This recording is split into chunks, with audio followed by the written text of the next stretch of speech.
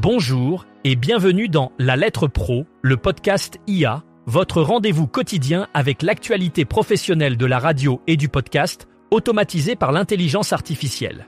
Je suis Brulatour, le rédacteur en chef de La Lettre Pro, et aujourd'hui, nous vous proposons un tour d'horizon des nouvelles du jour. Voici les titres. iHeartMedia se lance dans le podcast multilingue en Asie, Kiss Mobile, une opération terrain pour renforcer la proximité, le réseau. Ici ouvre 16 postes d'animateurs radio en alternance. Canal FM prépare son deuxième concert privé à Fourmi. Les auditeurs de tennis plus consommateurs et influents que les téléspectateurs, le DAB plus à l'épreuve de la voiture connectée, RMC en tête des radios privées en écoute numérique, RRI modernise ses studios avec des solutions IP de dernière génération, et enfin, ACPM annonce 832 millions d'écoutes digitales radio au premier trimestre 2025. iHeartMedia, le géant américain de la diffusion radio et de la production de contenu, a récemment annoncé son expansion dans le marché asiatique avec le lancement d'une série de podcasts multilingues. Cette initiative vise à capturer l'audience diversifiée de la région Asie-Pacifique, une zone en pleine croissance dans le secteur du podcasting. Pour mener à bien ce projet, iHeartMedia s'associe avec Mammoth Media Asia, un acteur clé dans la production et la gestion de partenariats locaux. Grâce à cette collaboration, iHeartMedia espère offrir des contenus variés et adaptés aux différentes cultures et langues présentes dans cette région.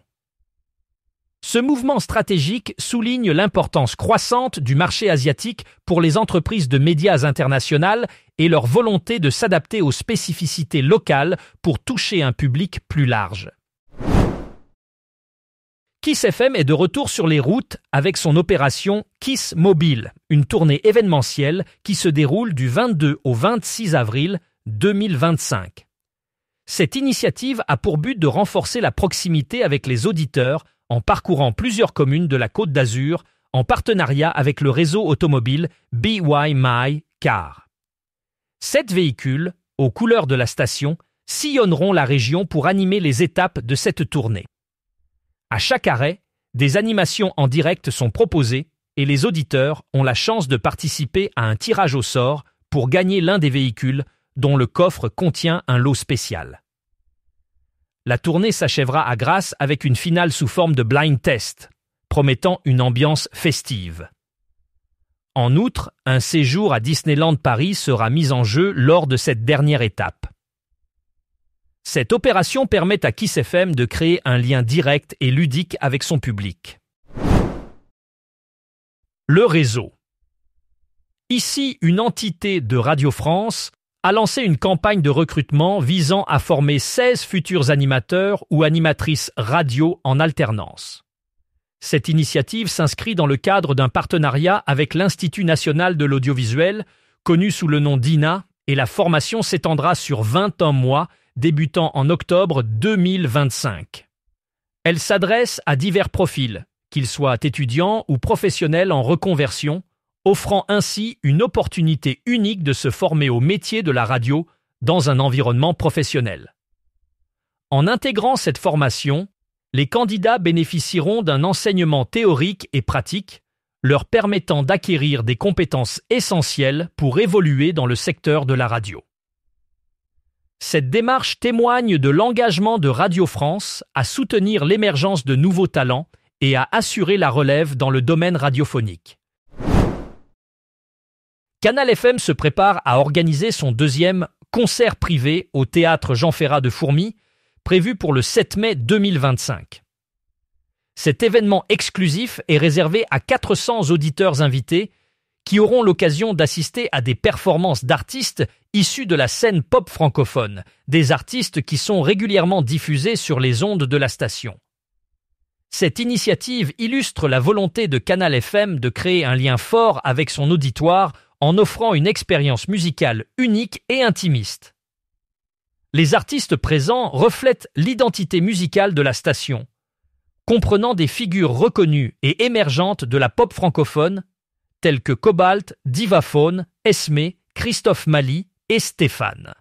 Les invitations pour cet événement seront distribuées via l'antenne et les réseaux sociaux entre le 28 avril et le 6 mai, renforçant ainsi l'engagement de la communauté d'auditeurs et la visibilité de la station en ligne.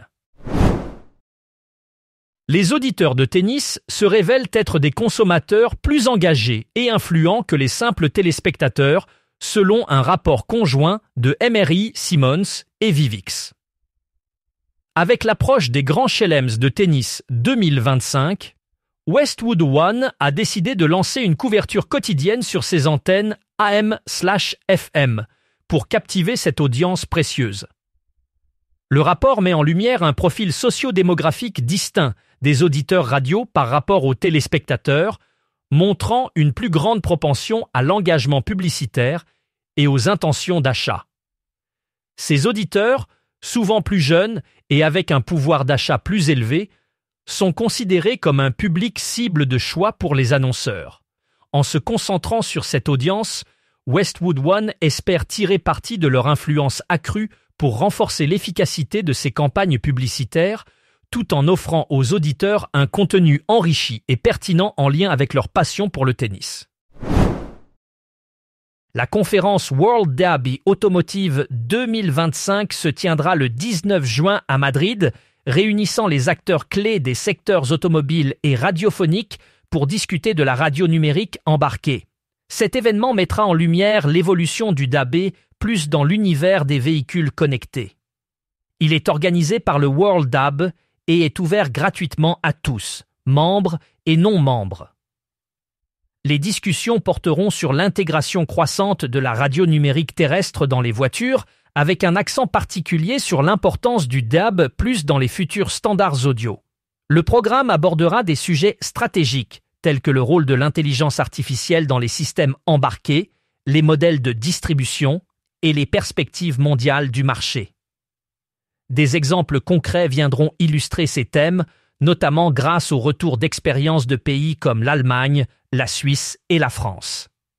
Des innovations techniques seront aussi présentées, comme les systèmes d'alerte de sécurité et la gestion des métadonnées. RMC se distingue dans la dernière vague médiamétrie de janvier à mars 2025 en renforçant sa position sur le marché des écoutes numériques. La station a enregistré une augmentation de son audience cumulée avec 60 000 auditeurs supplémentaires par rapport à la vague précédente, bien qu'elle soit en baisse sur un an. Sa part d'audience a progressé de 0,3, atteignant 5,9%. La durée d'écoute a également augmenté, atteignant 2 heures et 2 minutes, soit une hausse de 2 minutes par rapport à novembre et décembre 2024. Sur le plan digital, RMC a comptabilisé 26 millions d'écoutes numériques sur la période, marquant une progression de 3% par rapport à l'année précédente. Selon l'ACPM, RMC est la première radio privée en volume d'écoute numérique.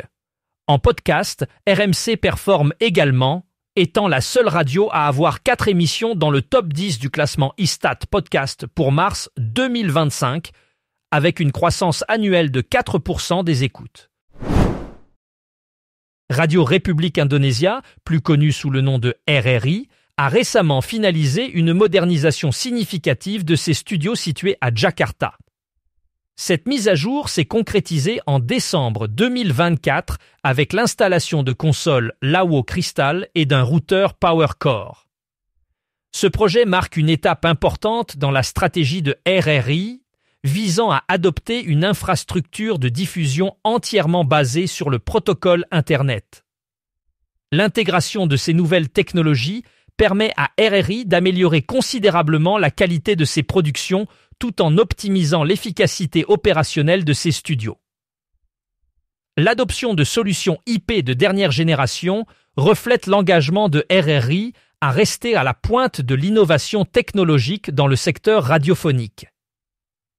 Cette transition vers une infrastructure IP est également un pas vers une meilleure flexibilité et une capacité accrue d'adaptation aux futurs développements technologiques dans le domaine de la radiodiffusion. L'Alliance pour les chiffres de la presse et des médias, plus connue sous le nom d'ACPM, a récemment publié les chiffres relatifs à l'audio digital pour le premier trimestre de 2025.